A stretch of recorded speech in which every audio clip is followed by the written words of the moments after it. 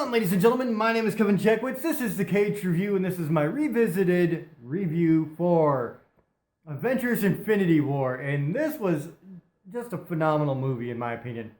Absolutely loved every second of it. And the reason I loved it is because you didn't have to worry about character backstory here. You have all the characters that you have introduced up until this point in the MCU. You've even introduced Thanos.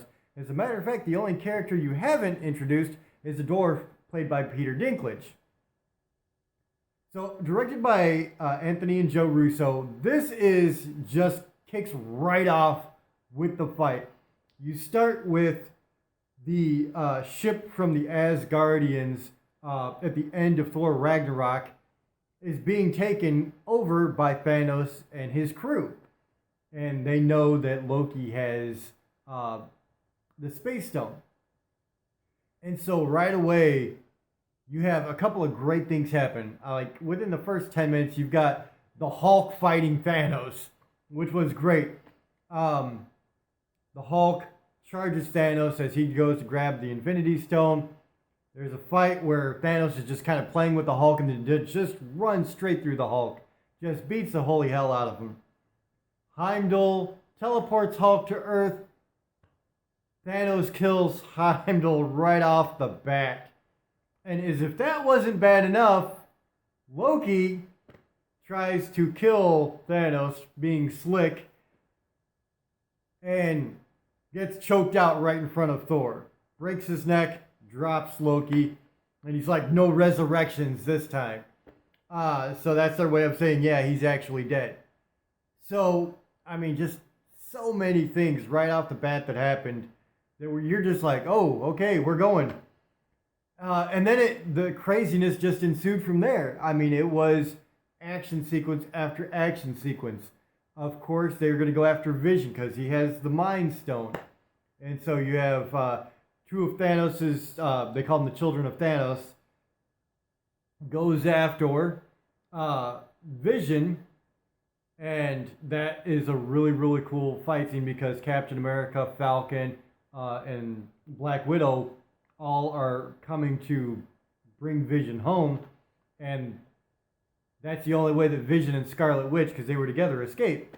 So it's just like sequence after sequence of just mind-blowing action. And some of the stuff that they did with this movie, like you expected the big budget blockbuster type special effects and fight sequences. That's kind of a given. That you expect that from Marvel movies. But because this is the culmination of 10 years and all the money they've made and all the heart that they put into it, they really did create something special. One thing that really sticks in my mind is they actually had Thanos break apart a moon of a planet and start hurling the moon down on the planet in meteor shower. I mean, it's just something you've never seen before, and it was amazing. The main character, really the only character that you have to talk anything about, is Thanos himself. And they actually do a very, very good job of that throughout this movie, introducing the character to what he's doing and why he's doing it. And he's explaining that, you know, the universe is finite. The resources are finite, which means that, like, you know, you have a limited amount of resources and what is essentially an unlimited amount of people or aliens or creatures using up these resources. And so his plan is to eliminate half of all living creatures. And that way you give the universe a chance to breathe, a chance, you know, to relax and heal itself.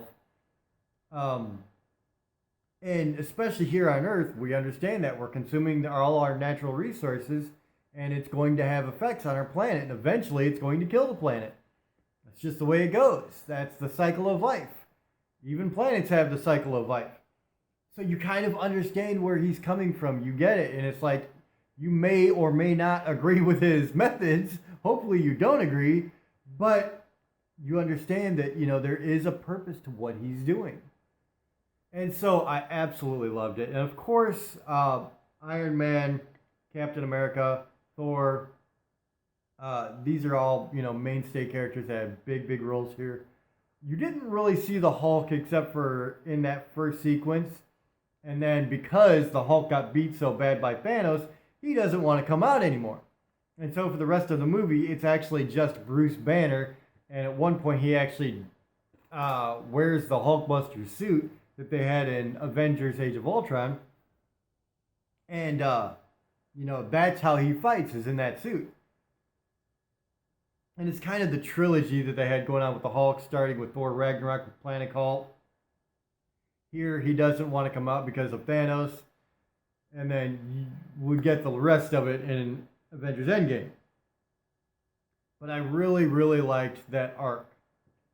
Another thing that I really loved about Thanos as well is they actually gave him some emotion. To find the Soul Stone, it's like you have to sacrifice the thing you love the most. And in his case, it was Gamora.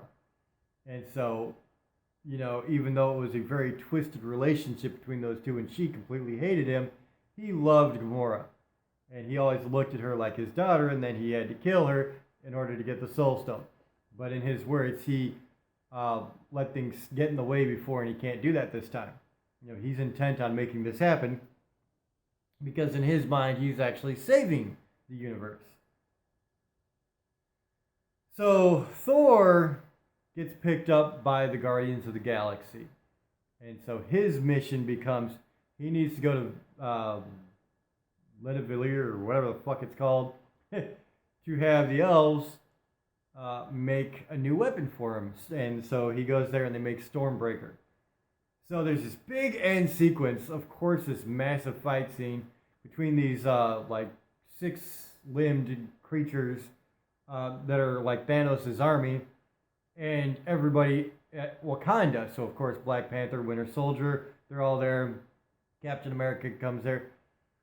And they're all trying to get the last stone, which is now the Mind Stone. And there was a great sequence where Vision's talking about Wanda Maximoff, Scarlet Witch, having to break the Soul Stone, which in essence would kill Vision. And of course, they're a couple, so that, really plays hell on Wanda.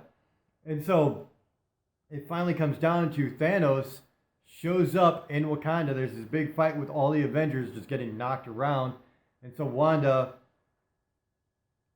destroys the Mind Stone, killing Vision.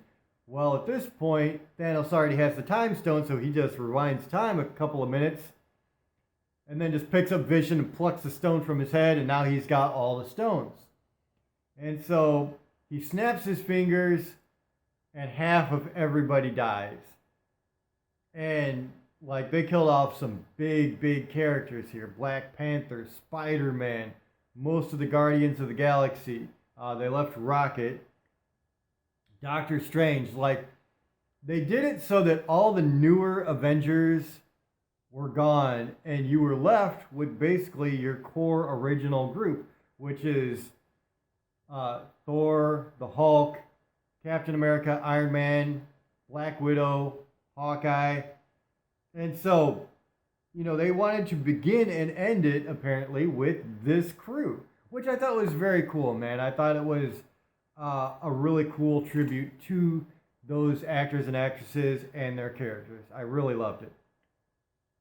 So then that's where the movie ends. You see Thanos at his residence, whatever, looking up at the sunrise and just kind of at peace. And the bad guy wins. I thought that was really cool that they did it like that. I really loved that choice. And then you cut to credits, and that was it. And then you get a final end credit scene where you see Maria Hill and Samuel L. Jackson as Nick Fury, and he's, seeing helicopters crashing because people are dying and just disappearing. Wrecks on the road, and then Maria Hill disappears, and then he runs to go grab this pager. He hits the button, and then he disappears too, and then drops a pager, and you see that it's Captain Marvel symbol, leaning towards, they've got the Captain Marvel movie coming.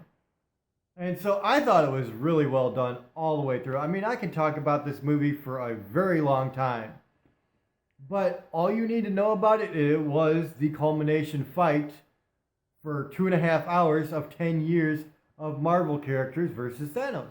and they had some really great humor throughout. You come to expect that, but it also had its very serious moments, very emotional moments too, and I really loved every bit of it.